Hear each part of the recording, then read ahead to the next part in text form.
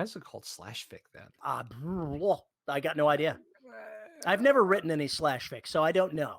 No, There's been a lot of Kirk Spock slash fic. That's the only reason I thought it was guys, because Kirk Spock, you got to do that thing. Ooh, that facial expression. Oh my God. My captain, that's not logical. My captain, there's a Klingon around Uranus. Shields up. Photon torpedoes armed. Oh, yeah. More Luke Scotty. Hello, everybody, and welcome to episode 565 of the Dead Robot Society. I'm Terry Mixon. Joining me, Paul E. Cooley. How are you doing, man? You feeling any better? The pneumonia let you go? Yeah, I'm doing better. Nothing that course of antibiotics, steroids, prescription nasal spray, pseudoephedrine, Claritin. What the hell else am I on? My normal meds, and I've forgotten something. Oh yeah, plenty Tiger's of blood. Saline nasal spray. There's probably some tiger blood in the saline nasal spray, to be honest. It's probably in there too. Winning. Yeah, winning. So still got a cough, still wheezing a little bit, but I am 1,000 times better than I was last week. Yay! So, yeah.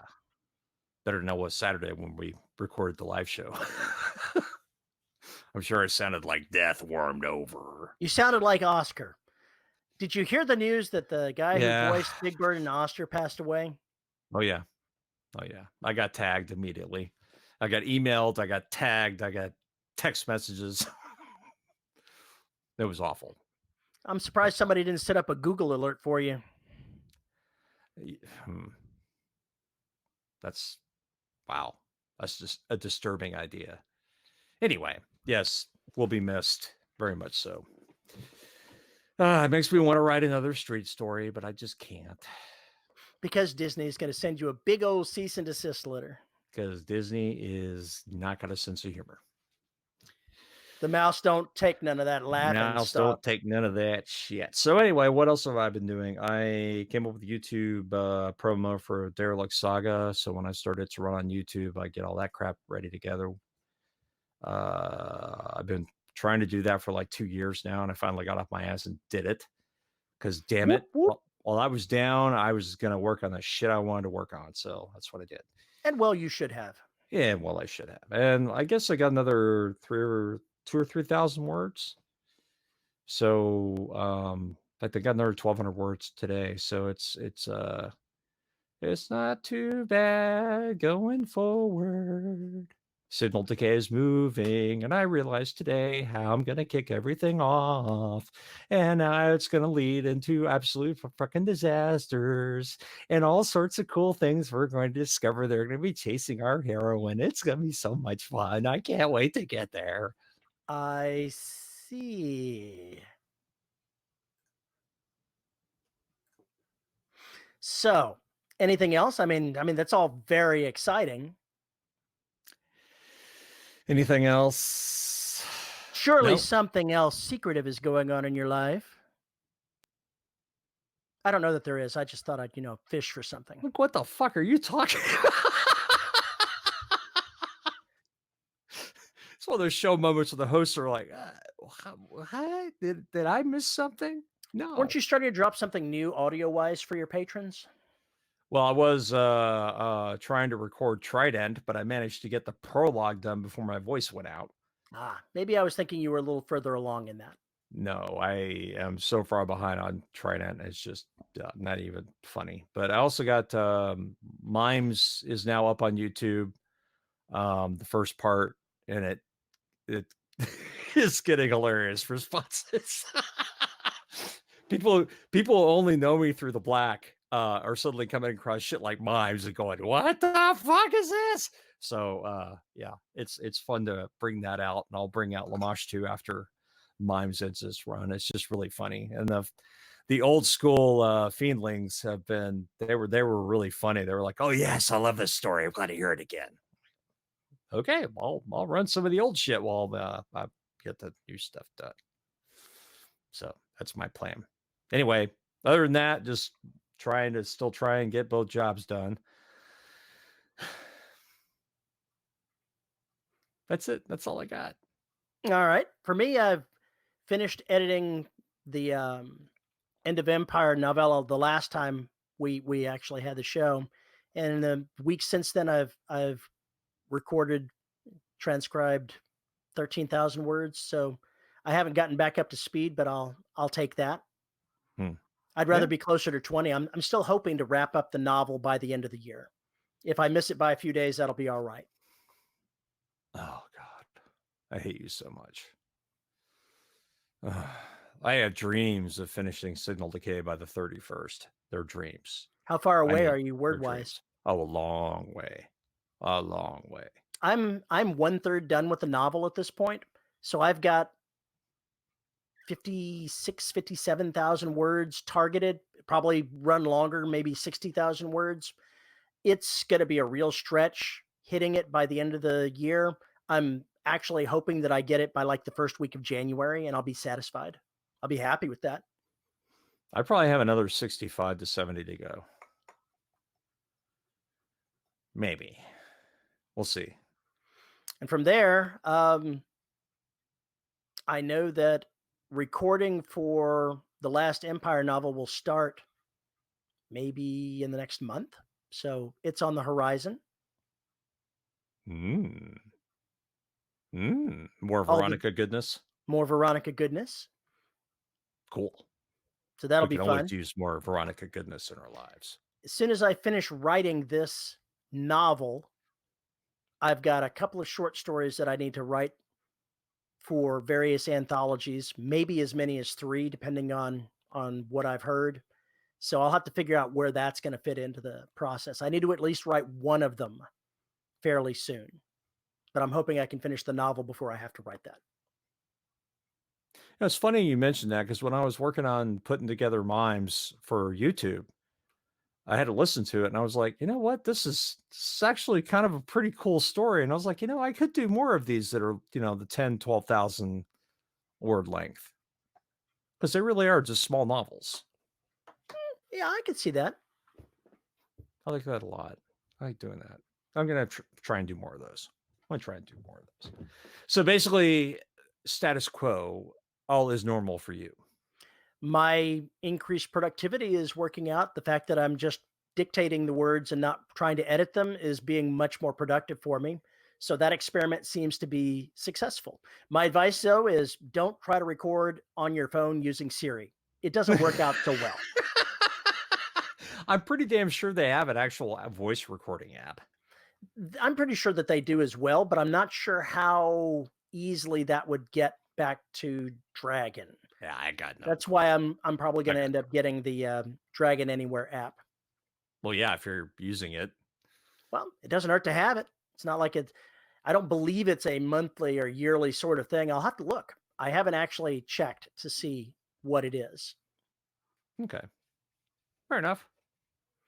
I'm finally feeling like I'm recovered from being out of the 20 books conference. That was like a month ago, but it feels like my life has just been running around in circles since I got back, and I'm finally put out most of the fires and back on the course of getting things done that I want to get done. Most of the fires, right? Most of the fires. Most of them. Just most of them. Mm-hmm. Okay, then. But it's very timely in talking about it, that being a month ago, because being at that conference is what we're going to talk about today. One of the big aspects of it being both networking in person and dealing with social anxiety while you're doing so. It's hard for writers. Are there people involved? There are people involved. Why do there have to be people involved? Writers unite individually in your own homes. Networking and following up on networking. Oh, fuck. So is this like a mea culpa episode where we both yell at each other at how much we suck and promise to change and then don't? I don't. Do you suck? Because I don't. Oh, I'm terrible. I'm terrible. I just got back from a conference where all I did was networking. I should really try that sometime. You should. You should try networking outside of the normal bounds of where you network. Yeah, it only requires money. It's It's perfectly cool to love Balticon and go there and hang out with your friends. But at some point, it's not networking anymore. Yeah, I know. I know. I know. And well, next year, they're going to open up. They're going to have the entire casino next year. 1,500 people are going to be there. Jesus Christ. Nothing's going to get done. Oh, lots of get done. See, let me talk about 20 Books Vegas here. God. Let me prepare kick for this the off, lecture. Bring if it. you will. Bring it. Sure. Bring it. I want to hear it. It's set up for a bunch of writers to come in. They have a lot of panels going on for 3 days, and the panels are good. Don't get me wrong. I sat through a number of them and enjoyed them, and they're going to be out on video on YouTube and whatnot. They are worthwhile, but they pale in comparison to the ability to sit down and talk with other writers, including ones you've never met before. Because making connections and hearing professional talk from other writers that is talking shop about things you don't know about, that is like the most amazing thing ever. Yeah. I got to sit down, just one conversation right off the top of my head. I got to sit down with a lit RPG author called Tao Wong is his name. I was unfamiliar with his work before the thing. I'm now listening to book 4 out of his 7-book series, and it's good. I like lit RPG. I just had never heard of him before. And sitting there and talking with him and his friends for an hour was enlightening. It was a very pleasant sort of thing, and I've made a contact.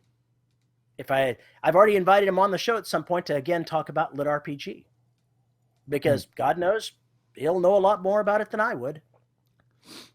I know a hell of a lot more than I would, because I know nothing. I have never read an RPG book. Lit RPG. Game lit, whatever the hell you want to call it. There's a difference between game lit. Yes, and lit I know. RPG. We had that entire fucking discussion.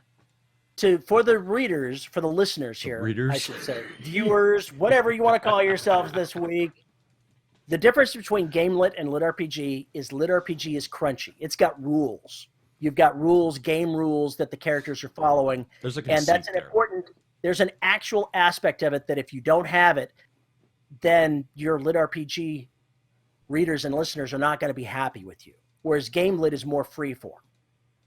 Yeah. You don't have to have that crunchy aspect. It has aspects, but I mean, it could have lit RPG pieces to it, but the conceit doesn't have to be the same. Game lit can have rules. It can have all the other things that lit RPG has. It just doesn't have to have them. I'm trapped in a virtual tic-tac-toe game and I can't get out. Can I see your stat sheet, your character sheet for tic-tac-toe? I'm just failing to see this. Write that. I totally think you should write this. No, it's about that. Sounds about as big a waste of time as playing tic-tac-toe. In any case, after we actually flew up there on Saturday, which may have been a little early for going up there, but it allowed the wife to rest up, and we didn't leave until Saturday. So a couple of days before the event, and at least one day after it, I still got to sit down and talk with people. So it was all very, very useful. I probably got 5 days of networking out of it. So no complaints from me. It's always good to reconnect with the people that you know, see what's going on with them, because reminding them that you're there sometimes opens up opportunities for you. Right. Yeah. There have been anthologies that I've written in that I was approached at 20 Book Vegas because they knew me.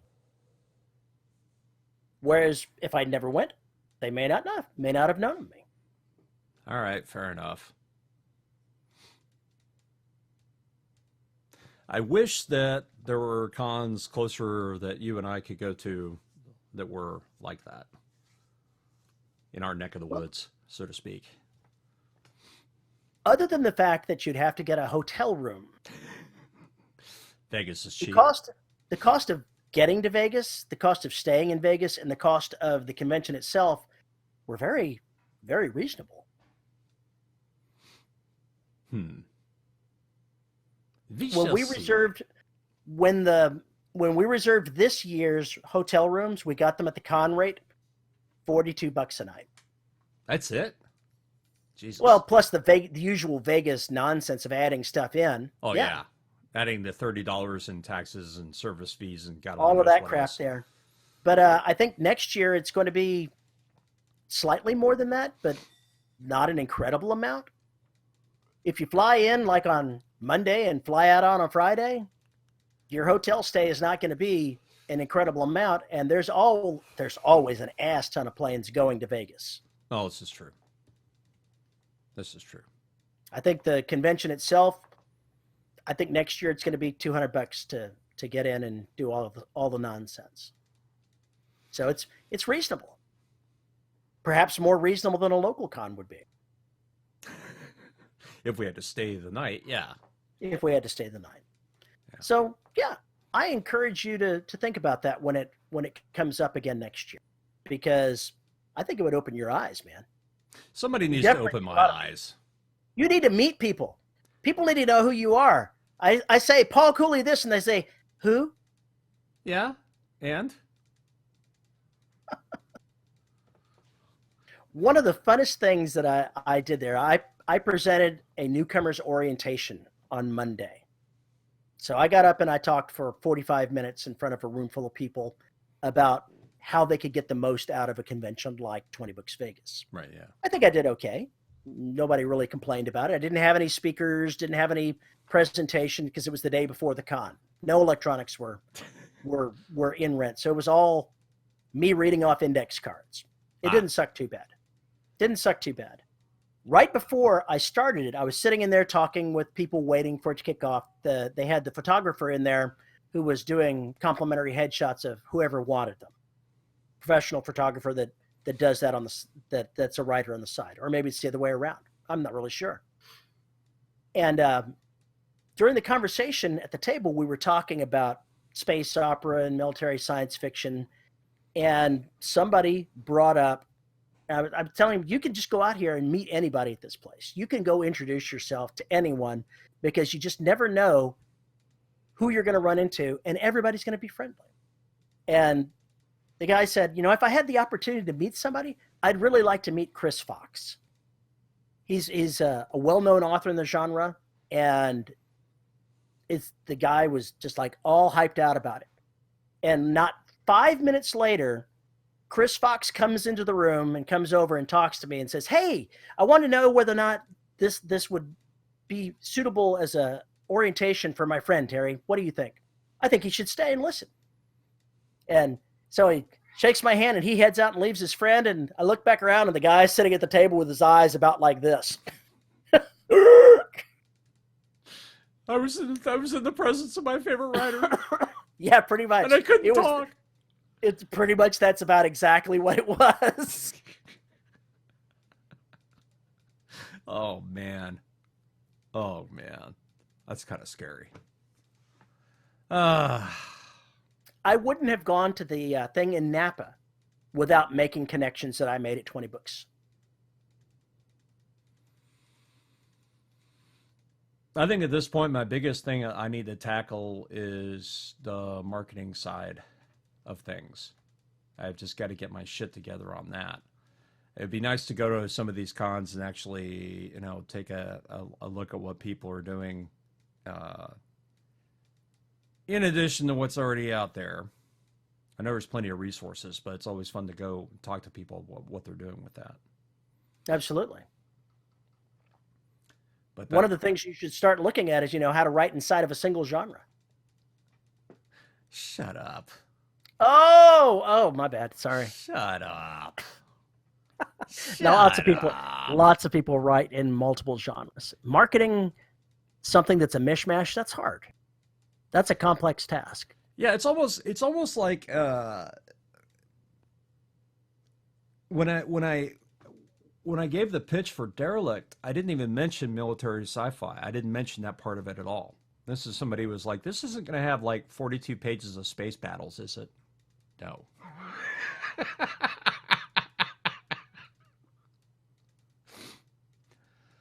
But I think basically, even if I do write a quote-unquote mishmash, depending on what the book is, I may not even mention that it's got I'll just focus on whatever main attribute I want to focus on and let the rest kind of go in as it does. Focus on the characters. Yeah. Focus on what's going on as far as what the overall threat and scope is. Let the pieces parse themselves out. I'm talking about for categorizing it in genre. So am I. When I write what I write, and then it's a question of how do you market it. And what I'm saying is, for the marketing side, focus on whatever the main part is and let the other attributes just kind of don't mention them. Space Marines. Focus on the Space Marines. No, fuck the Space Marines.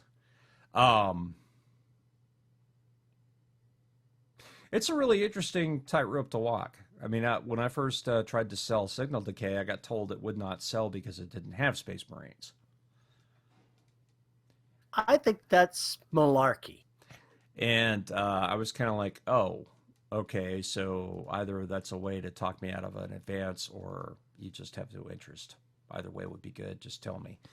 But regardless, I think it's bullshit. Because there's a huge audience for folks that love books like Dead Space or the games like Dead Space and etc., Prey, things like that. You just got to figure out how to get them.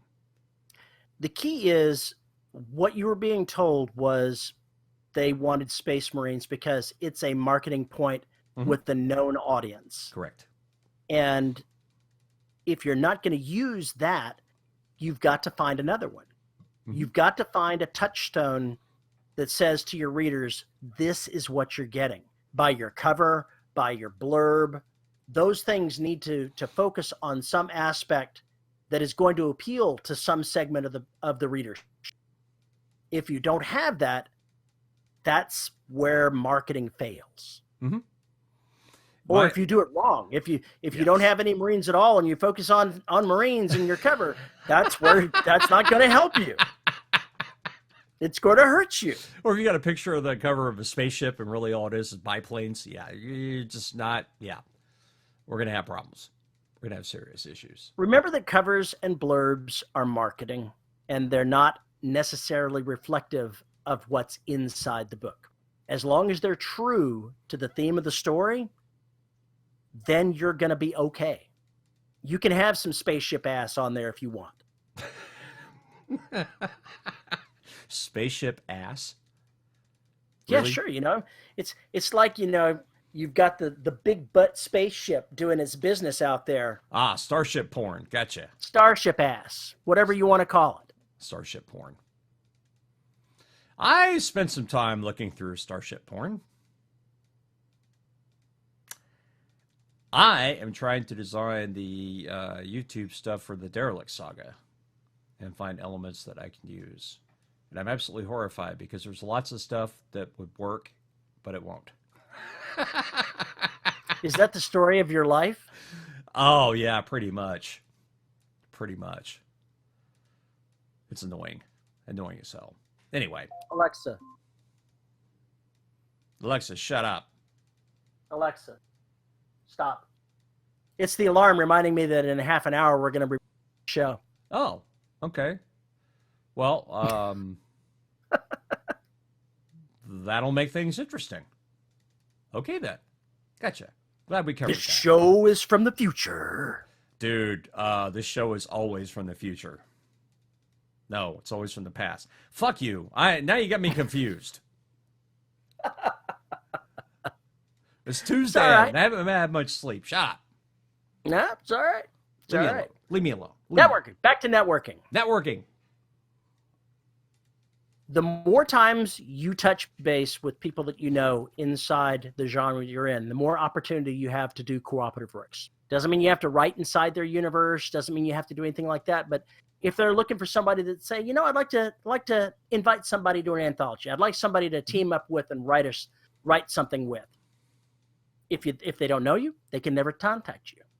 If they get contacted by someone else saying, hey, I'm looking for something here, and they say, it's not for me, but I know this guy. Well, I mean, that's pretty much how the whole podcasting fiction thing went. That's why I got invited to do several anthologies in the first place, was because of all the networking via Twitter and people having each other on as guests. Um, all of that kind of played into itself, and that's one of the reasons, or one of the ways, we got to know one another. And that was a long time ago. And the field now is so ridiculously crowded that you've got assholes spouting off about the fact that, 10 years ago, only radio professionals could make podcasts. Get fucked. So, talking about how great it is now. Sorry. People piss me off. Not that you've got something to grind there, bud. Just assholes rewriting fucking history. Anyway, I had a point somewhere. The difference is that once all that split apart, once the patio fiction craze kind of died out, it got harder and harder to network. And then as Twitter got more choke filled with assholes, more and more people dropped out of it. We stopped having conversations because you couldn't. And we basically stopped talking to one another for the most part. It's sad, but that's what happens when your main communication platform suddenly becomes subverted or dies or whatever else. And people just stop doing it. But also, most of those patio fiction folks stopped podcasting, and so they were no longer on the scene. They either moved on to the book scene or they moved into doing something else. And that's the point where you've got to reforge your connections with new people. Yeah, I did that. You can't just live in isolation, man. You gotta make new friends. I love isolation. Isolation is wonderful because then I don't have to deal with people. You're like the Unabomber, living in your little cabin out in the woods. Goodness only knows what you're doing in. I'll never tell. Mm-hmm. Uh-huh. Yeah, it's just a matter of it's been, the excuse has been no money, and the truth is I've got to get my shit together and get my career jump started again. So that's going to be next year's big massive push. I just got to get there, but I want to get Signal Decay done next month. I want to get most of it done, and I want to get Derelict recorded for my patrons, and I want to also finish the robot thing, and I also want to do the stuff that also has a steady, somewhat paycheck, and I also want to occasionally sleep, Terry. Life can be complicated. If I remember correctly, the signups for the next year's 20 Books Vegas is going to open up bright and shiny early on February 29th of next year.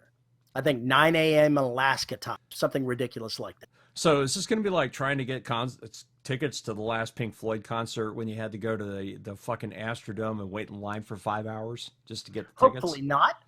Hopefully not. But I'm going to be poking at you as the year progresses and see if we can get you up there to network with, I don't know, 1,500 other writers. You need to make friends. You don't get outside enough and play. Are you hearing this, people? Are you hearing what I'm being accused of? It's all true. None of it's true. Absolutely none of it's true whatsoever. In any case, that's for later. One of the things about network is the constant introduction you have with somebody can come and benefit you from out of the blue years later. Yeah, absolutely. Absolutely. We had Ed Lorne on the show, and then about 3 or 4 months later, I got pinged for an anthology along with Justin. And although the anthology didn't go forward, I got Lamashtu out of it, which is a pretty good story. So when I sell, so it was just kind of a strange happenstance. That's how it works. Last year, when I went to 20 Books Vegas, one of the people that I ran into and talked was Richard Fox, who also writes military science fiction. And he's a great guy. And a couple of months later, he pings me, says, "Hey, how'd you like to come up to Napa and get together with a couple of dozen writers and David Weber and Kevin J. Anderson for a couple of days?" It was expensive, but I wanted to. I got to sit down and have dinner with David Weber. That was totally worth it for me. Were you fangirling? Oh, I absolutely was. I was stalking the sumbitch. You heard it here first, folks. I literally stalked him into the dining room where we were having our catered dinner and made sure that I was sitting next to him. Oh my God. Hey, anybody else could have done the same. Yeah, when my heroic author shows up that I really want to talk to or really in awe of, yeah, I end up moving to the other side of the room. That's how that works. Don't hate the player, hate the game. Social anxiety is wonderful. Yeah, it's a tough thing to get over. But in addition to that, this year they were having a dinner that took place during the same time that 20 Books was going on for a bunch of people that were doing business with Podium. Podium was having a dinner at a high-end restaurant. And Richard Fox tags me and says, hey, we had some people drop out. Would you like to come to dinner? What is Podium? It is, think like Tantor or other audio producers. Okay. All right. Fair enough. Continue.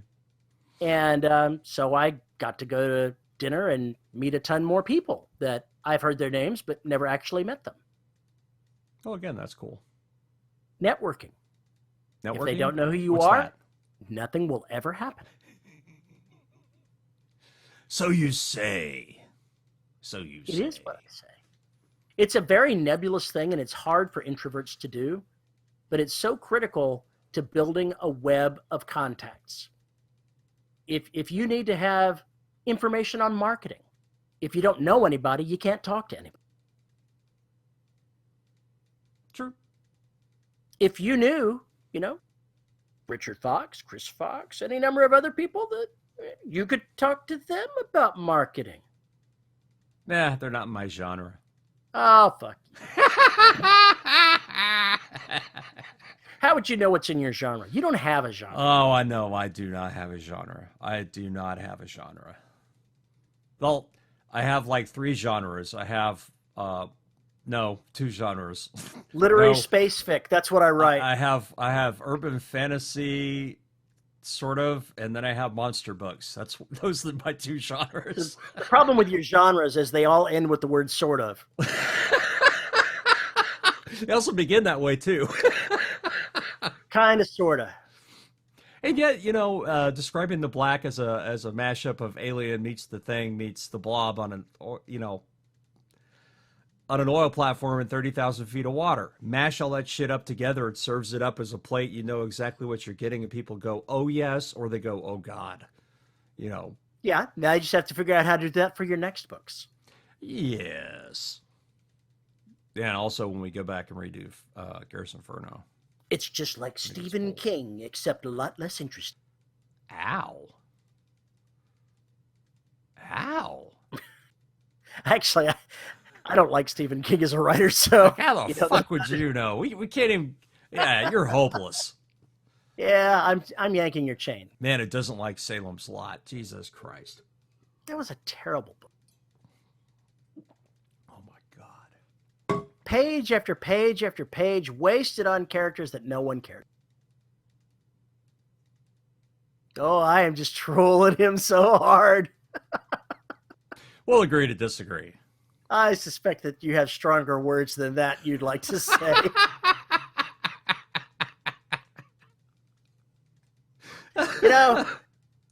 He may be a hack, but he's doing a lot better than I am. Oh, this is true. But see, I completely disagree with you because as characters that don't really go anywhere, there's no difference between them and a cozy mystery. No fucking That's difference. totally untrue. That is totally untrue. No, it's not. I don't agree with that at all. They blip in and out of things. You get to see things from their perspective, wild, crazy shit that they're doing. They just add to the atmosphere of the story. And what usually when Stephen King puts those folks in there is a reason that they're there. Because it's somebody he wants to touch on later because they're important to a later plot point. They are not throwaway characters. They're there to illustrate something that goes on. The fact that you are too obtuse and so jaded that you didn't take time to realize that or analyze it is not Mr. Godlike Stephen King's fucking fault. It's yours. So there. Why don't you tell me how you really think? Tell me what you really feel. I think, Terry, that you need to read more Stephen King in order to get a better Oh opinion my of God. his work. Don't you threaten me. Look, I haven't read Under the Dome. It didn't it looked too stupid to me to even read. But then again, because I got it free, I did listen to Cell, which was better than I thought it would be. But fuck Under the Dome. I like the Simpsons version just the way it is. Did the Simpsons do a version of it? Oh yeah, when they did their big movie. Oh yeah, it's a huge ripoff of Under the Dome. Massive ripoff. Like ridiculously big ripoff. That's hilarious. And if you get a chance to see it, you should, because it is so insane. It is so insane. I'm talking about Stephen King's Under the Dome. Fuck that shit. All right. Now, this is a useless thing for me to ask, but I feel the need to ask it anyway. Oh, God. What kind of advice do you have for networking, Paul? Don't you shut yourself away into your bedroom and stop talking to people? Is this coming from, past history here? Are we talking No, Paul here? Not at all. I have no firsthand experience of this. You're not the introvert that runs to the other side of the room when your heroes enter the room? No, I'm not that guy. Not that guy at all. Not that guy at all. The biggest problem that I've got, and I think I'm probably not the only one, is we put a lot of stock and trade into the social media game because it worked. You were never in that game. I wasn't. So when that really changed all of a sudden, some of us didn't even notice because it happened so gradually, and then it was just gone. And then suddenly I abandoned Twitter in like 2014. Yeah, well, because fuck you. Good for you. I was still having relevant conversations with readers and fans probably 2.5, 3 years ago. But see, you got spoiled. And then suddenly all of that goes away. Well, now you have to go find what that next thing is. And I don't know what it is yet for me. But I do know that, yes, going to some events where I can kind of hang out with other writers would be a good thing. Folks who have much larger audiences than mine. Another aspect of networking that would affect what you just said is once you have some contacts in there, you may find that they're communicating in places that you're not aware of. Closed mailing lists, closed Facebook groups. I'm a member of a couple of closed writing Facebook groups that are fairly small, and they're a great way to network. Mm-hmm. They don't allow just anybody in. In fact, if you're not invited in, you would never know that it's there. Right. And it's not like it's, some elite anything. They just want to keep the rabble that wants to just cause trouble out.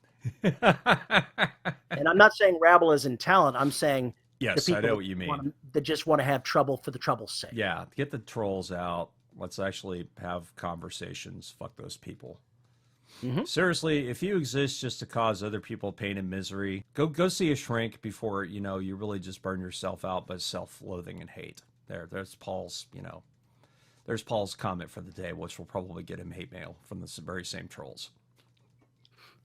My wife got a telemarketing call the other day that she tried something unusual on. Oh God! She waited for the spiel till she got a human being on the end of the line and said, "So tell me, do you think Epstein really killed himself?"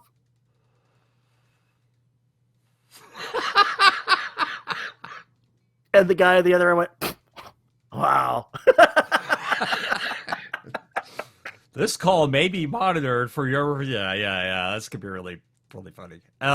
Hey, Jack, can you come here for a minute? Yeah, we got a 22-minute call of you arguing with a customer.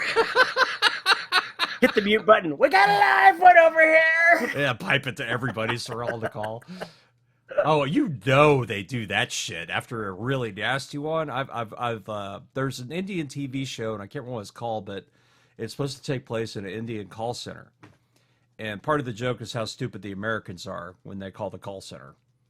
So apparently they make just as much fun of us as we do of them. But that considering some of the calls they get, I'm not surprised. The problem is when you know what you're doing and you call them and you get somebody at the low level of the chain, you have no fucking idea what you're talking about half the time. Be that as it. Allow me to check my script of potential responses to your problem. Yeah. Allow me to go through the binder when I tell you I have the BIOS fucking error code, dipshit. Here's the ROM, here's this, here's that. Oh, yeah. 25 minutes. Not that you're speaking from experience here or anything. No, 25 minutes to get somebody on the fucking horn who could understand I was saying, I have the chip number, the fault number. Please replace the fucking chip. Wasn't that really difficult? But it was very difficult to explain, apparently. Anyway, what got me off that rant? I'm not actually sure what got you on that rant. I don't remember how you went on left turn on me there. Oh, because of the call center thing. Probably. That's right. Next year, I'm going to a convention that I've never been to. I'm going to LibertyCon next year. Okay. It's a small one. It's only got 750 people that are going to be there. That was insane signing up for that. It was sold out within 30 minutes. It was done. Wow. When they opened that sucker up. That's kind of frightening. Well, apparently, word of it has gotten out because it's an extremely intimate sort of thing. So like 3 years ago, the con sold out in 6 months. 2 years ago, it sold out in 6 hours. Last year, it was 30 minutes. So what's so special about this one? The fact that, I don't know, people like David Weber and a couple of other Bain authors are going to be there, and only 750 other people. Gotcha. For years, Chris Kennedy has been telling me I should come up there and do that. And I thought about it last year, but tickets were already gone by the time I even thought about it. So I got the tickets this year, and we'll go up there this year. I'll meet new people that I've never met before. Get to stalk David Weber again. Hey, it's all good. That man is going to put out a restraining order. It's going to happen. Hey, after that conversation I had with him, we had dinner for a couple of hours, and then he stood in the hall with me and other people standing around telling stories for another couple of 3 hours after that. When it was all said and done, he took my card and handed it to his wife and said, keep hold on that one. I think that's worthwhile holding on to. Aww. It may have been all for my ego, but hey, what the heck? I'll take that ego stroke. Thank you very much. I'm willing to take that ego stroke. It's so much better than the slap in the face I usually get. It was interesting having something to do with somebody like that because I didn't ask him for anything. I didn't offer anything other than, hey, I'm self-published. If there's anything I could ever help you with, just let me know. Right. I'll be happy to give you what insight I might have. But he didn't feel, being cornered by somebody like me. I didn't come in there with an agenda, and it worked out. You didn't come in there with an agenda and go, ah! I absolutely did not. You didn't follow him around with a pen demanding he sign, parts of your body or anything like that? No. What kind of fan are you? After that particular get-together, Richard Fox signed a deal to do a couple of books with him. So nice. His knowledge of him came to something there. There's no telling. You can't predict what's going to come in the future. You've got to build the foundation for these relationships as you go along, and you never know who it's going to be that's going to be the connected dot that gets you to where you want to be. So you've got to go ahead and take that introvert and put a muzzle on it and get it out there and shaking hands and introducing yourself. You got to be places where that actually can make a difference. True. If the world worked the way it should work, then the publishers, if you were signed with a publisher, part of that is their job.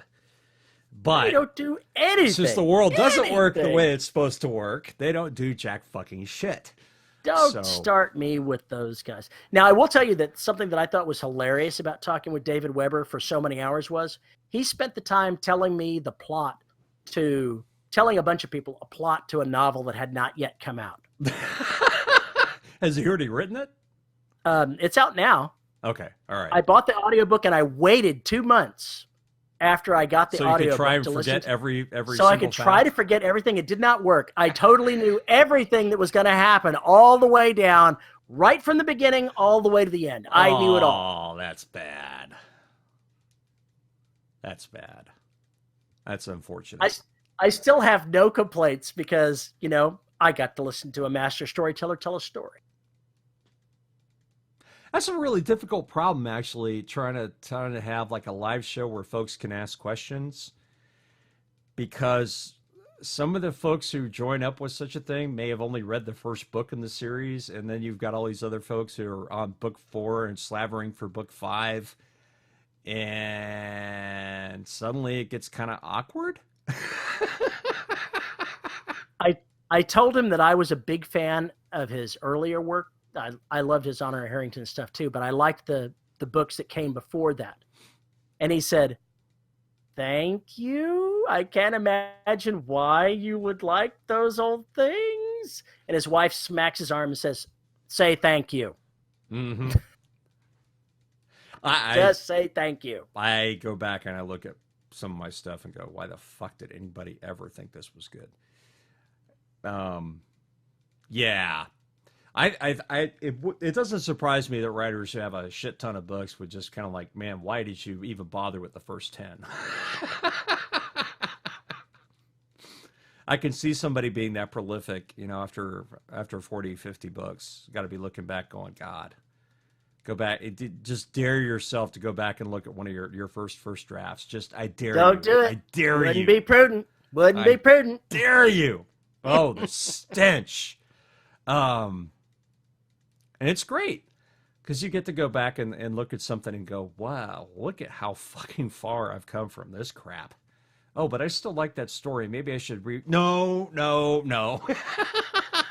Excuse me, sir. Step away from the novel. Step back, away. please. Step back from the novel. Yeah, step away. All right. We've wandered in and out of this subject a bit, but the key point I want everyone to take away from this is networking is an ongoing process. You never know when you're going to get the benefit from it, but if you don't do it, you'll never get any benefit from it. You've got to try and connect up with your peers in one way or another. If social media is not your bag, if it's no longer working for connecting up with them, you're going to have to go where they are. You're going to have to walk around and shake hands and introduce yourself and talk to them. I was shocked at the number of people at 20 Books that knew who I was. I can't imagine how they knew. Maybe there's a stalking thing going on. Were they filing restraining orders too because you keep showing up where they are? Hey, only 16 restraining orders were filed after Vegas. Wow, that's pretty good for you. It's pretty good for me. Yeah, it's usually in the 30s, but I guess the strippers didn't get involved this time. Anyway, so are you trying to say we should wrap the show up? I think we should, because we've been talking for a couple of hours, even though half of that was technical difficulties. Yeah, technical difficulties. Please stand by and all that garbage. Yeah, it's amazing what every week is like. The new week, same as the old week. What do you mean? What will happen next? Oh, yeah. Well, technology is an amazing thing. Yes, technology is an amazing thing. I do have a question about Balticon. Okay. I've only been to one. You've been to a bunch of them. Is it the same core group of people, or is there new blood working its way through it? I think there's new blood working its way through it in certain areas. To be honest, I haven't spent enough time on the writing tracks the last couple of years. Which if I go back, I have to change that. I have to get out of the new media track and move over to the writing track for the majority of my stuff. I just got to do it. But I think there are younger writers that are coming in there and some new faces. But in general, you see a lot of the same folks because, well, they're all from the Baltimore, Washington area. So you're going to see those same folks. I think you see new people.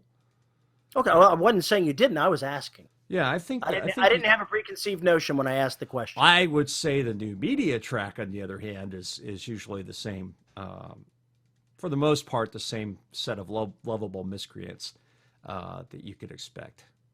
my tribe. But the you know, basically, should the new media be your tribe, or should writers be your? Well, that is a completely different conversation. It is a different conversation, but I wanted to at least raise it so that you could be thinking about it. I know that after having attended Vegas a couple of times, that's my tribe. Yeah, I found the people that I enjoy going back and seeing. I knew that after the first visit. I knew that I had found my place. Right. That's why I want to lure you there so that you can find a new tribe. Do you hear this? Do you hear this, folks? This is like the seduction of Joe Tynan. This is just very subtle, kind of moving in. You don't remember that movie from the 70s?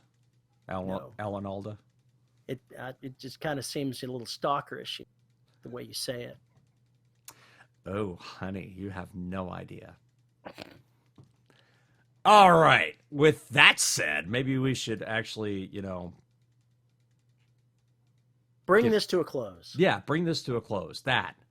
Folks, if you have a suggestion on networking or want to tell Paul where he could go anywhere to find out anything about marketing, because the man, he just desperately needs to hear about, send us a note at show@deadrobotsociety.com.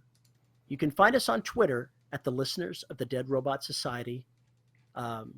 Listeners of the Dead Robot Society Facebook group. It's so long I forget it, but I forget the beginning of it by the time I get to the end of it. You can find Paul on Twitter. I'm not gonna save you this time. I'm gonna sit back here and watch you stumble through every single effing tortured syllable. You can tweet me where? You can find Paul on Twitter at Paul_E_Cooley. I'm sure I can mess this up more as we go along. You can find us on YouTube at youtube.com/DRS podcast.